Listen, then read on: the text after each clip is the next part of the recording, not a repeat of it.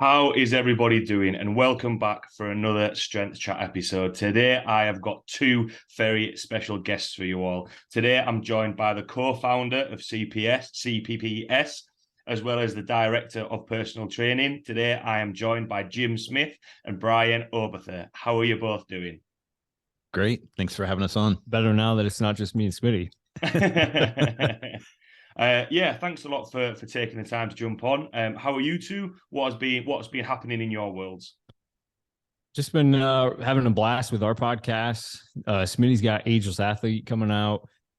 We just, I have a couple personal training studios. We've been staying busy with this. This time of the year, holidays coming up. It's a pretty busy time, and I'm sure most of your listeners can attest. The fitness industry is popping off around this time of the year, but things have been good, man.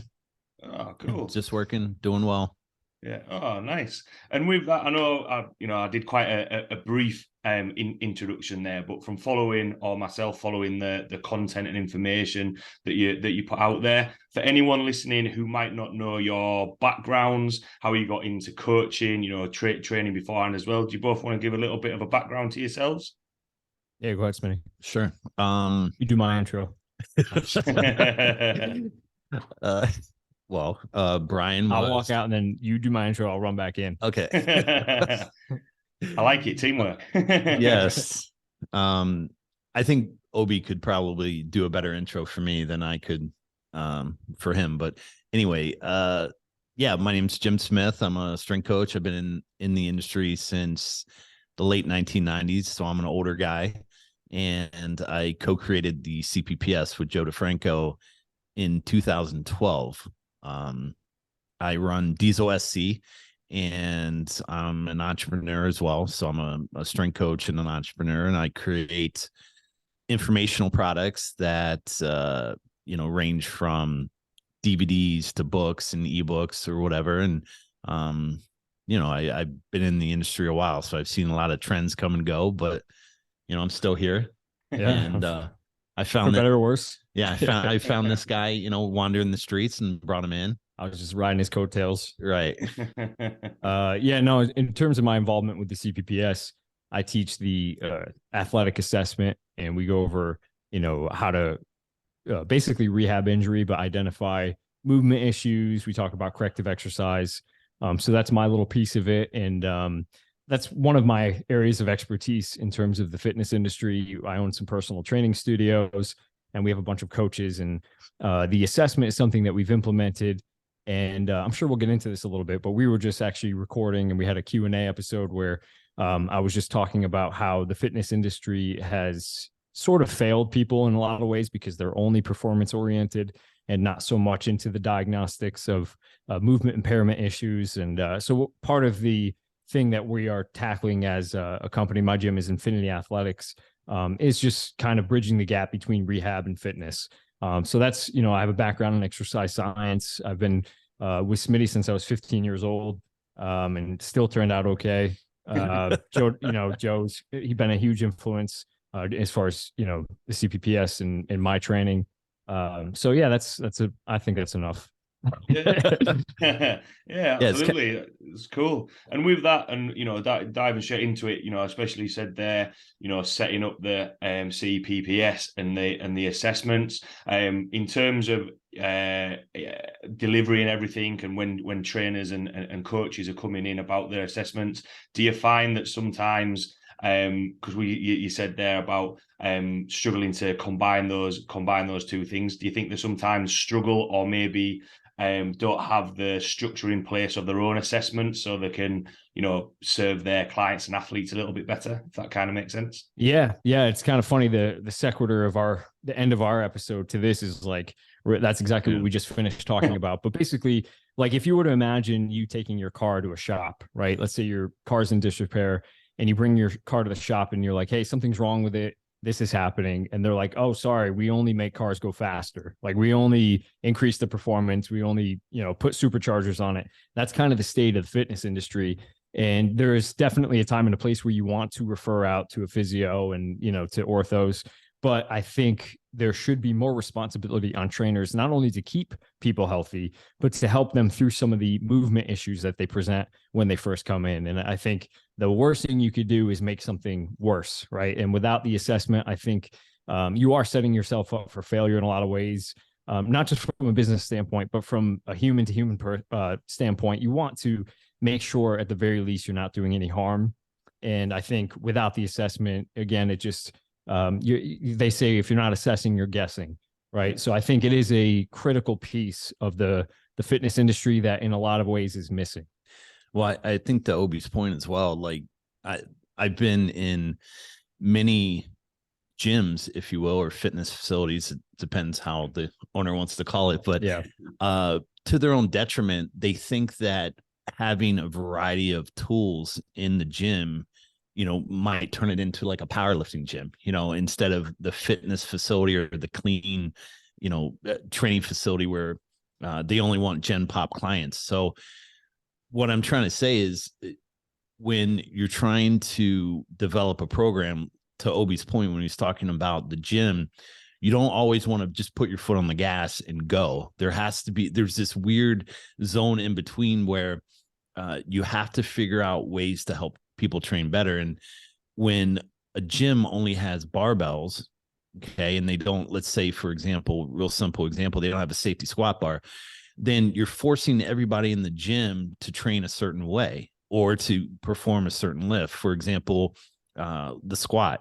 So if you only have a barbell and you have Gen Pop going in there and trying to train legs, they're forced to only train the squat pattern with a rigid barbell, as opposed to like a safety squat bar, where we know as educated trainers allows for a variety of different people who have a variety of different issues, either weakness, restriction, or some type of technique flaw. It allows them to train better. So my quest or request for these gym owners is to have a variety of tools to allow different people to train better. And that also has an implication of knowing when to take your foot off the gas, right, and put your foot on the brake, or when things are feeling great, then you put your foot on the gas and push farther into the intensity. So, and I think a lot of ways gyms are only square holes looking for square pegs. That's right. And to your point, the better versed you are in specialty bars and rehab and corrective exercise, you can accommodate any shape of peg.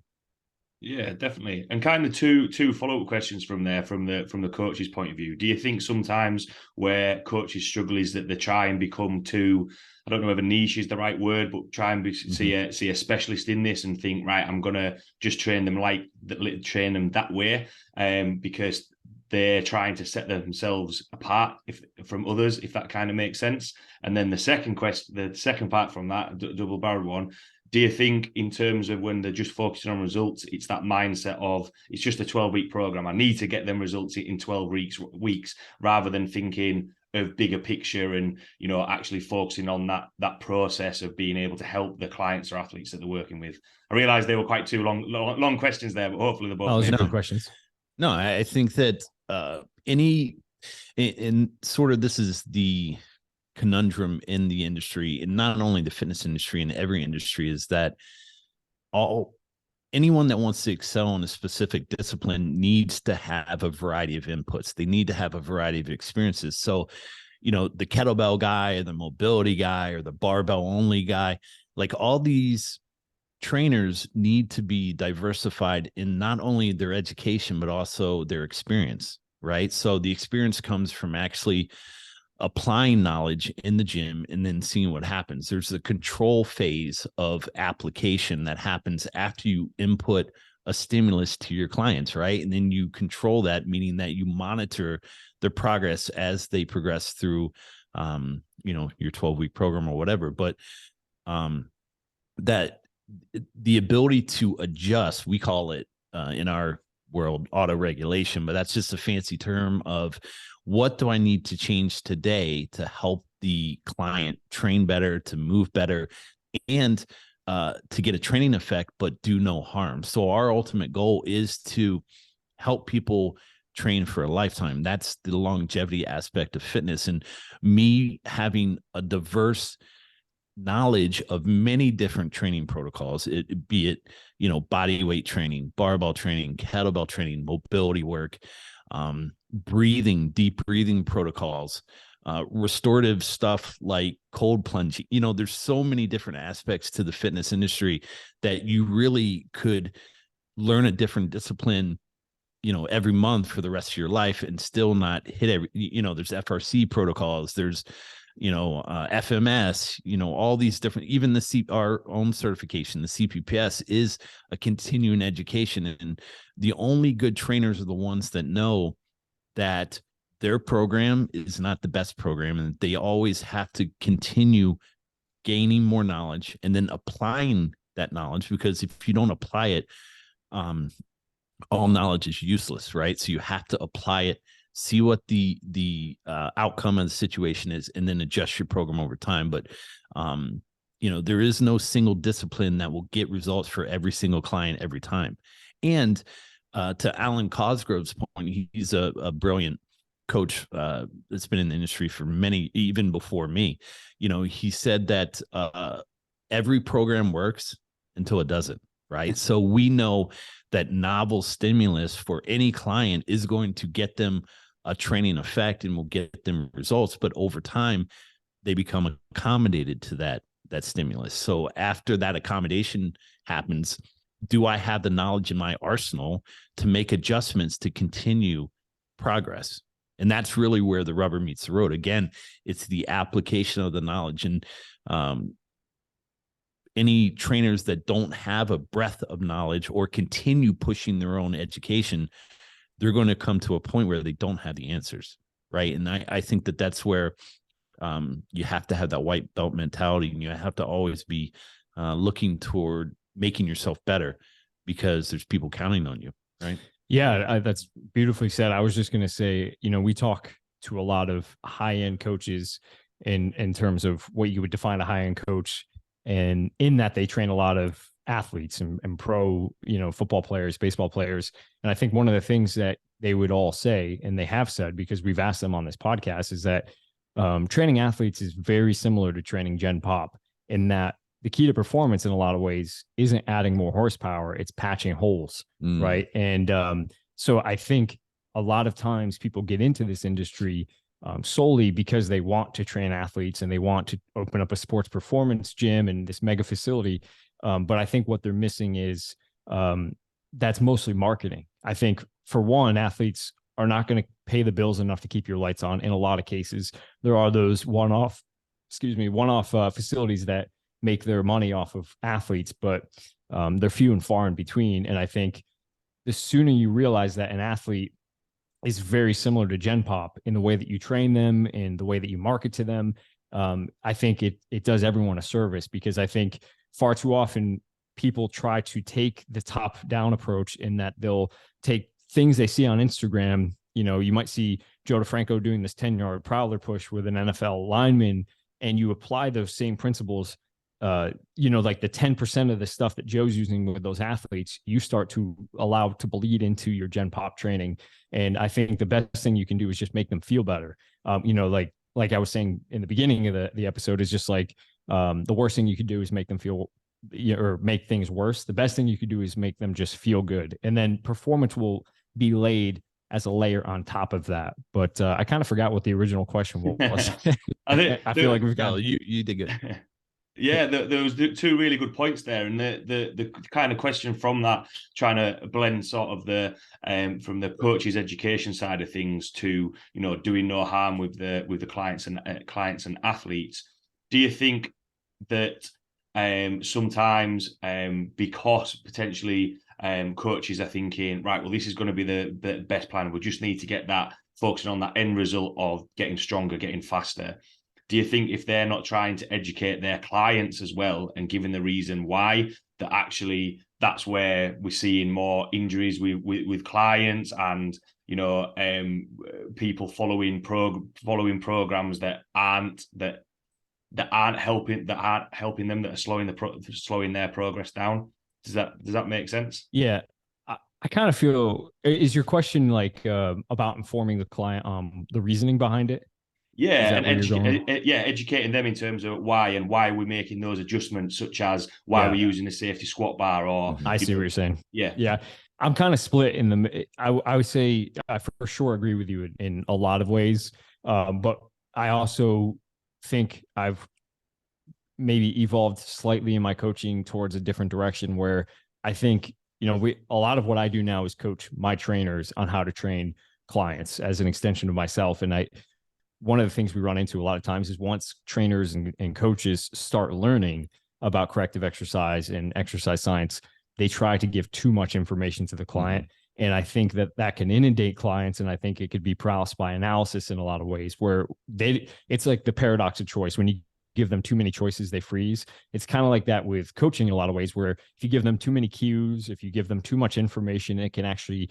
degrade their form and their ability to learn. So a lot of what I do with my coaches is try to come up with ways where you're not actually giving them audible cues. So like exercise selection, for instance, like a squat, you take 1,000 cues that could make that squat better, or you just put them in a seated position on a box, adjust their form from there, and then tell them to stand up. Like, I think far too often coaches are too tempted to try to sound smart because, clients are coming, they're paying a lot of money, and you want to make sure they know they're in good hands. But I always coach my trainers to avoid that temptation.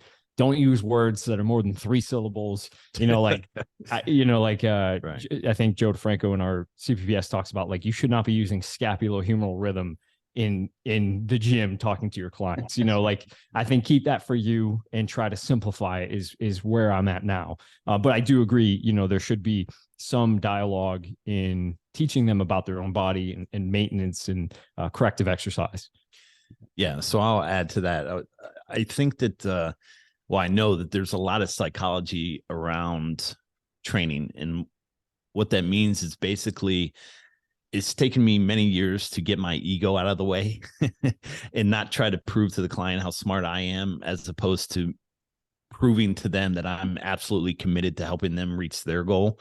And that's a big difference, right? So, for sure, if you teach them along the way and show them that what you're doing for them is connected to them reaching their goal, that's really important to do. But one of the biggest lessons you can learn as a coach, or maybe as a young coach, I'm sure a lot of the older coaches know this, but the truth is that people don't want to learn how to fish, right? They just want the fish.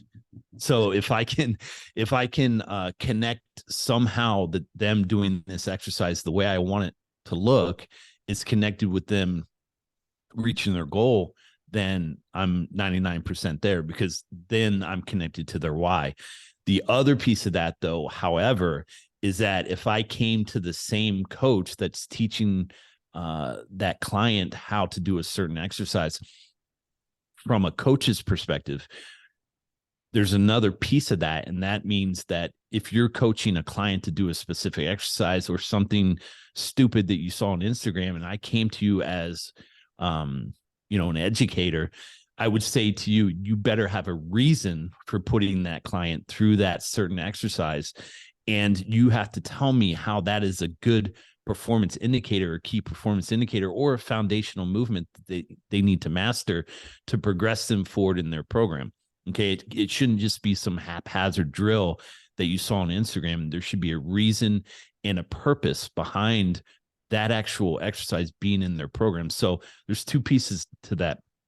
One, show that the client, give them the fish, show that exercise is connected 100% with where they're going. But then the second piece of that is you better have a reason, a good reason of why that exercise is in their program.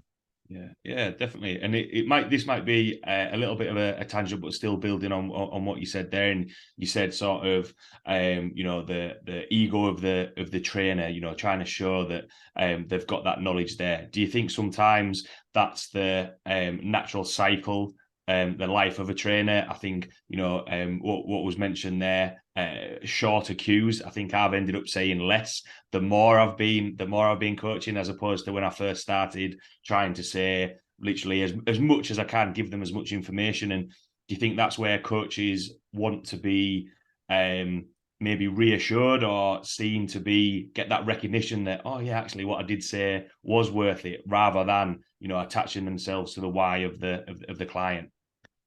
I'll tell you the biggest thing I've learned in hiring and firing clients or trainers over the years is typically male trainers come in with their exercise science degrees, their CSCS, all the, you know, all the feathers in their cap as far as their certifications and letters after their name. And they are very caught up in Perlipin's charts, you know, programming, periodization, and science. And people don't care about what you know until they know you care. And on the other side of that, the females that we've typically hired have very little prerequisite knowledge of training, and they've done much better in terms of client retention and building relationships. Females typically are more empathetic, and they can, they're more interested in people, and whereas guys are more like engineers and they're more interested in things. And typically the life cycle of a male trainer is just that, where they'll have to figure out the hard way that all of that stuff they learned makes up 10% of being a good trainer. And they have to, if they want to put food on the table and make a business in this industry, they are going to have to learn how to connect with people. And females, it's typically the opposite. They usually have a better starting point. The life cycle of a female is typically like they'll come in, they'll have really good retention, but then as they become, you know, trainers in this industry for longer periods of time, they have to develop their knowledge a little bit on injuries and pregnancies and, you know, training athletes. So I typically see like two pathways. I'm not saying one is better than the other. I will say that females typically make better trainers. But yeah, I would say for me personally, that is exactly what would happened. You know, I graduated from school. You see all these trainers with a ton of clients, but very little knowledge. And in fact, like they have great client retention despite the fact that they have no knowledge. So that was that really highlighted to me that people are paying for more than just your knowledge of fitness. I think it's humbling, right? It is humbling. It's very humbling because you're sitting here and saying, well, I have all the certs, I have all the knowledge. Why does that person have so many more clients? The problem is the fitness industry is very egocentric, right? And we think that we have to lead with how we look.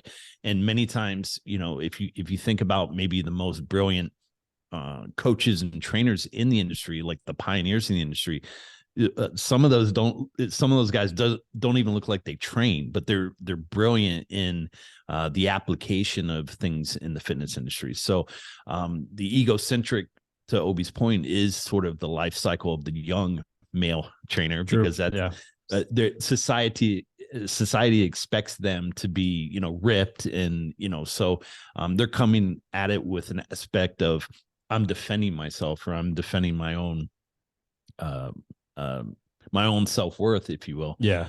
So yeah, but over time, I mean, again, it's you start at the bell curve of a trainer in the industry. You start with the knowledge, but really the experience and where the rubber meets the road and getting results of clients and building those connections are really where you become a better trainer. It's not the knowledge, it's the application of the knowledge. And then, to Obi's point, building relationships.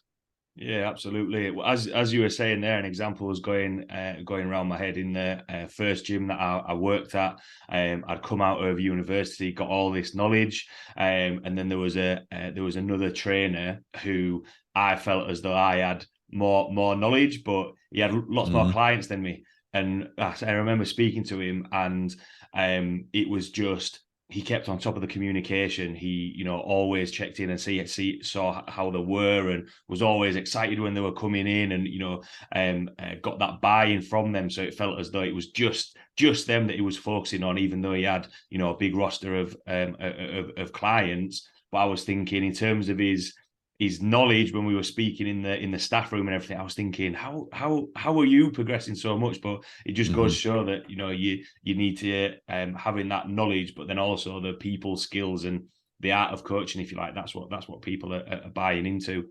One thing that was touched on there in terms of, you know, social media and the content and everything out there. and saying why when they're putting the program, putting the exercises in there or the tweaks in the programs. Do you think because there's so much content out there, because you can go on Instagram or whatever it is and see these are the top 3 exercises to help from this? I know I'm just going to put those in there, and that'll help. Do you think that that's where the continuing education some coaches struggle with, or it's quite hard to be able to make sure that we're picking the right pieces for the clients that they're working with?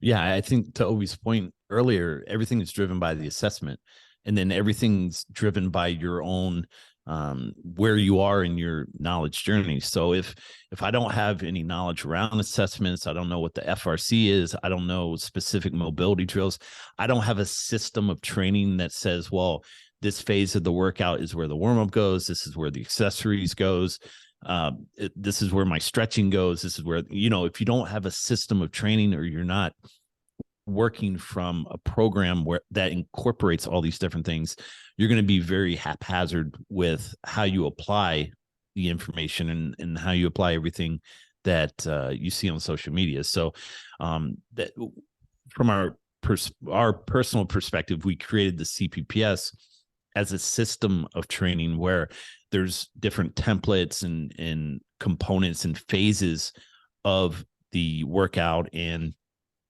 because of the templates and because of the systems, everything is repeatable, right? So let's say you go out to Instagram and you see, to your point, like shoulder rehab drills. Well, where do I put those, right? Well, if you have a template and you have a system, then you know exactly what phase of the workout, what, piece of the workout where those drills go. So then you're not so haphazard. But it's really again, there's a knowledge component of that. So if I don't know that I should be working from a system, or I don't know that I should be working from a program that I personalize that's built through knowledge and experience, then anything goes. So yeah, I think there's just too many interpretations of the science a lot of times. And that's where you can really confuse people with the application, because exercises should be the end of the line when it comes to your understanding of exercise science. Like that's just the what, the why and the how, comes down to the science and the interpretation of how human bodies respond to exercise.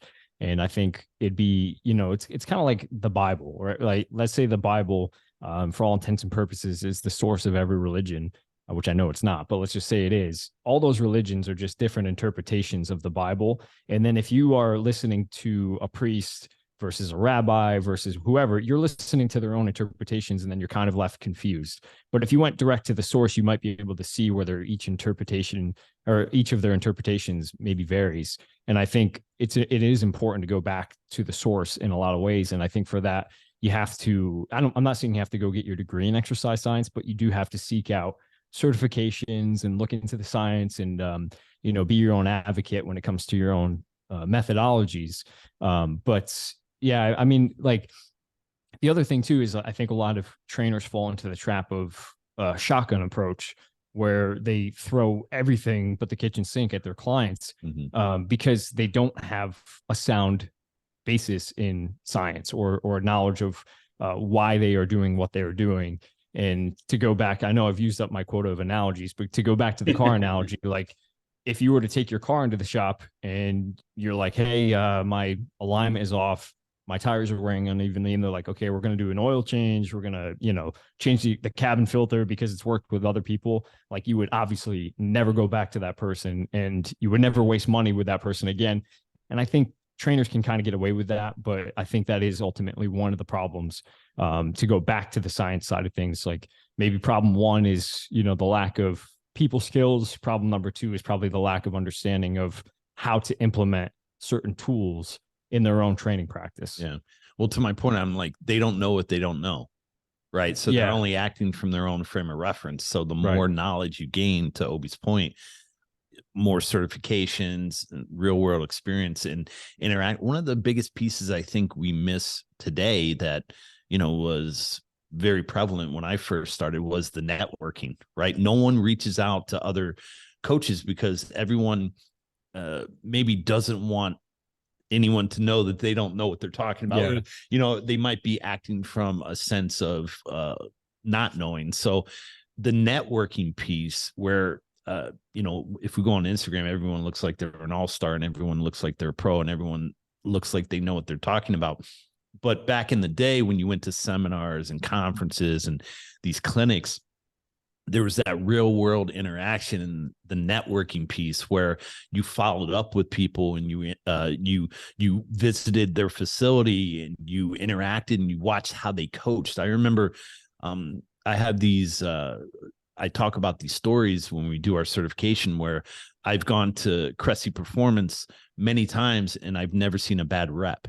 You know, and that talks to their coaching, that talks to their staff, it talks to their clients and their processes and how well they implement their programs. But me going to their facility, talking with Eric and seeing how they do things, their group training and how they implement you know, their shoulder care protocols for their pitchers and all these different things.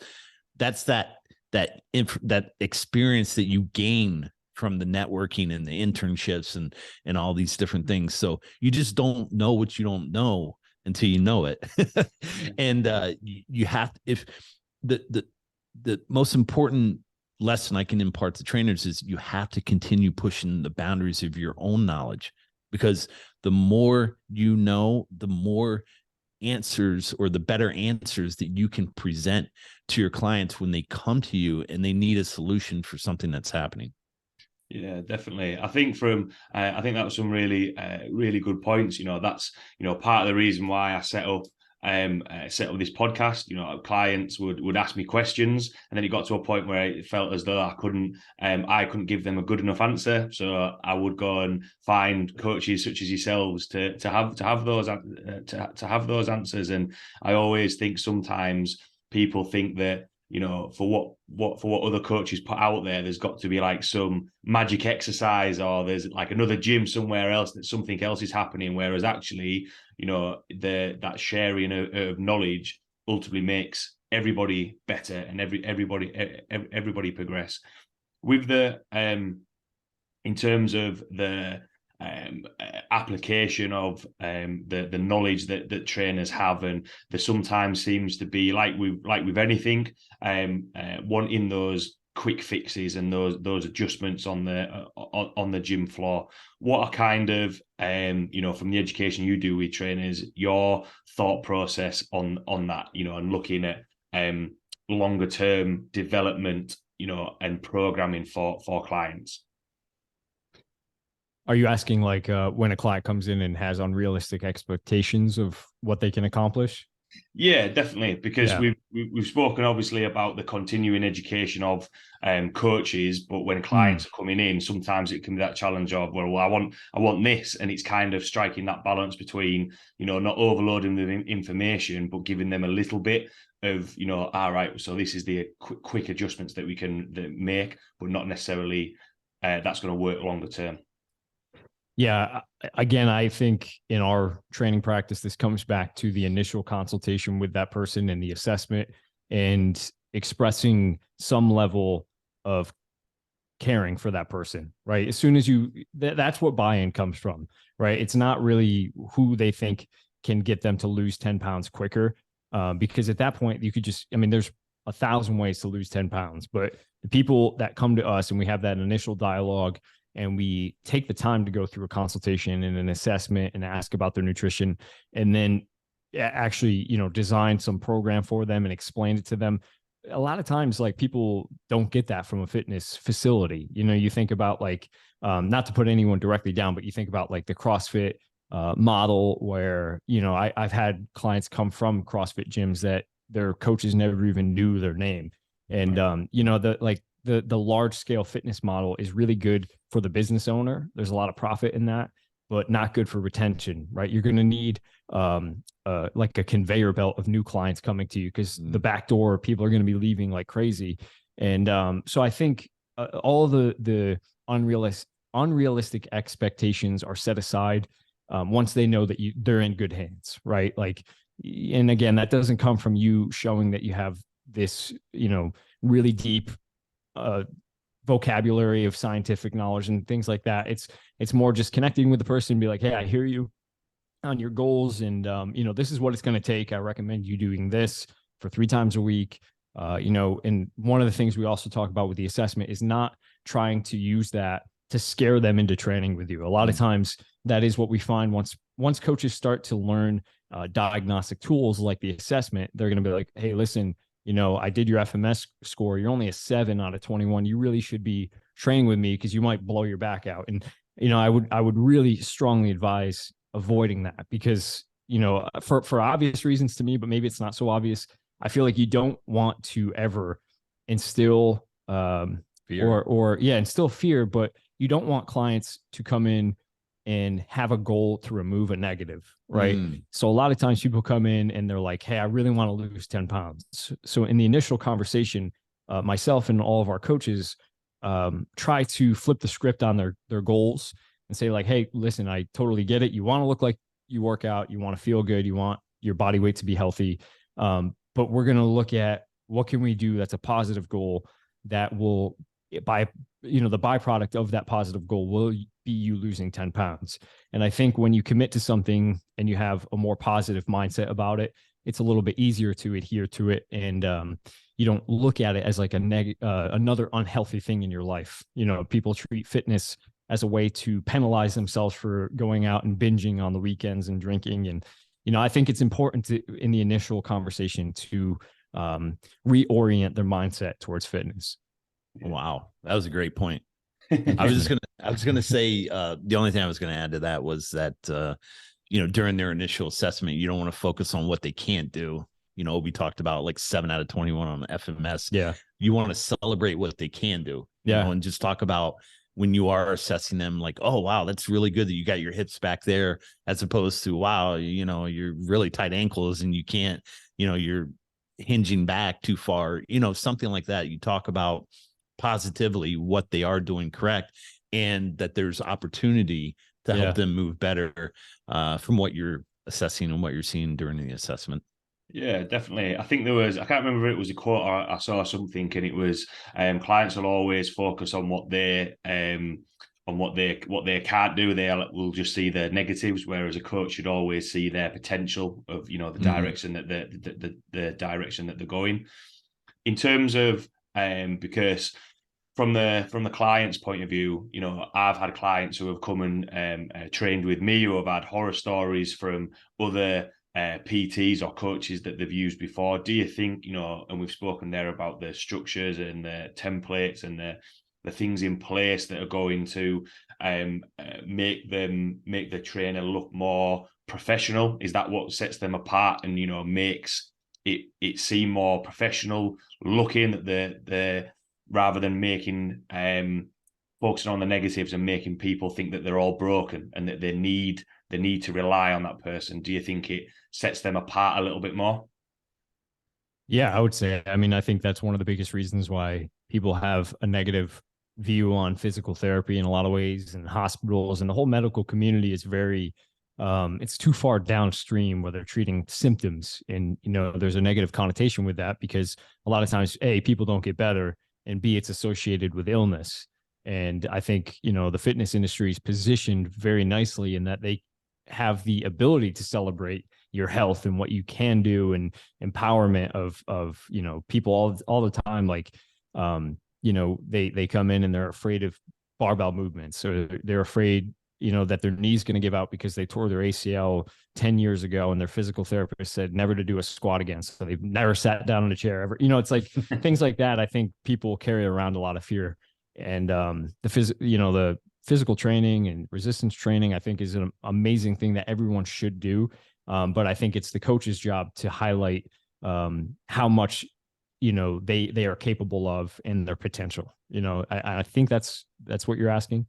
Yeah, that makes sense. And the one thing that I wanted to add to that is, and it kind of goes full circle to what we first started talking about at the start of the chat, is I suppose if you have that initial consultation and assessment with a client, say that they're broken and you can't do those things, the trainer then doesn't necessarily have to increase their knowledge, because they can always go back and say, oh, well, you've got this, so you can't do it anyway. Whereas they then don't have to progress it, if that makes sense, which isn't a good way to go about it. It needs to be right. This is what we can do, and then we're going to work on those other areas.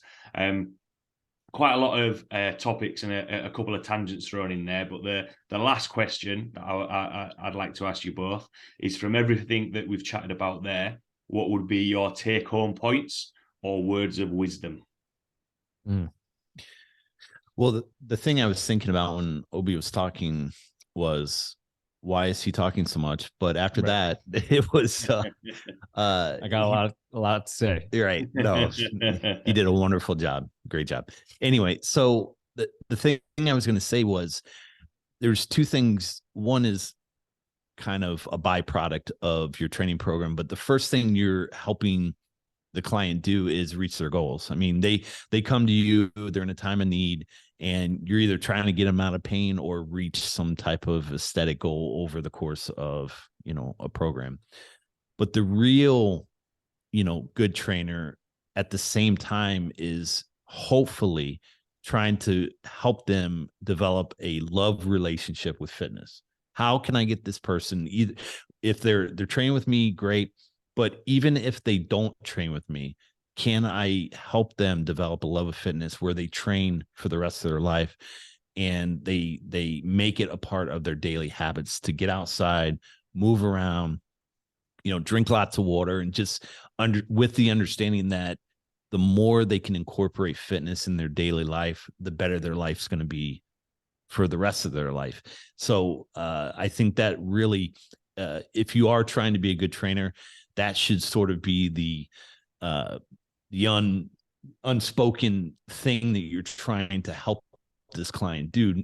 They might have come to you with trying to drop a jean size, but over the course of your program, through your coaching, through your words of wisdom, through your connection with them, where you're developing this relationship, over the course of that time, are you helping them develop their own personal journey of fitness? You're a trainer, you love training, you love fitness, and it's your life. But this person who's never stepped in the gym, they've been in pain for 3 to 5 years, and they don't know their way around the weight room. But after training with you, they feel comfortable, they feel confident, they walk into the gym with a sense of purpose, they have direction, and they just wake up during the day and they think about, what am I going to do at the gym? So that love of fitness is really sort of the byproduct of, a program with a really good coach. So yeah, my first thought was something very similar to yours, which is, don't underestimate your impact on these clients, and think bigger picture. A lot of coaches major in the minors, and they dive really deep into exercise selection, corrective exercise. But sometimes when you take a step back, you realize that you're really training people to just be better human beings, or have a sense of community. My jiu-jitsu coach the other day was talking about, he's like just a beautiful human being and super compassionate, and he's someone I try to take a lot from in terms of my own coaching. And he was saying, he's like, oh, I had this girl come in the other day, and he's like, I'm not training her for jiu-jitsu. He's like, I'm training her for social anxiety. Mm-hmm. And he was like, and he said that she came in, looking for basically permission to do jiu-jitsu because she's so socially anxious around being other. I think he was saying like, she has a hard time like leaving the house and stuff like that. And he's like, no, you don't. He's like, you're here, and right. I think like he's someone that really gets the impact. I'm just kind of rambling at this point. The art of coaching. The art of coaching. I think like you have to understand, like, don't just think in terms of, don't box yourself in, right? Obviously it's the fitness industry, and we're not psychologists, but in a lot of ways we're friends, we're their social circle, we're the best part of their day in some ways. Yeah. So, I think it's important to recognize that. Absolutely. I think from the definition of a coach or a personal trainer is sort of friend, agony aunt, therapist. There's a couple of lists to there. Punching bag. Yeah. and I think with that, when we're talking there about, getting people to have that love of fitness, not to make it a chore going to the gym. The example that was going through my head got a client at the minute, and she has MS, and she originally came in just wanting to lose weight. There was probably a lack of confidence there, had fallen out of the routine. Her balance was struggling, and she couldn't. The main thing was she couldn't do as many things with her kids outside of the gym. And actually, now she's squatting, she's trap bar deadlifting. I think that goal of losing weight has kind of fallen down by the wayside. It is happening, but I think the biggest thing of, you know, the fact that her balance is a lot better. So when she's going for her sessions to work on her balance, she's progressed a lot more from that. Not anything that I've done. I would say I've done anything in terms of a programming. It's just the fact that she's got the confidence to push it a little bit more and challenge herself a little bit more, which I think is cool. I think that's awesome, as well as the, you know, the progress that she's making. Thanks a lot, Jim, Brian, for taking the time to jump on. Really, really enjoyed chatting with you both. If anyone has any questions about what we've chatted about today, see the content that you put out there, where could people reach out to you or see your content? Instagram would probably be the best place for both of us, right? Sure. So Smitty Diesel. Yeah, on Instagram. We can send you the handles, but mine's at Oberther. You know, Oberther.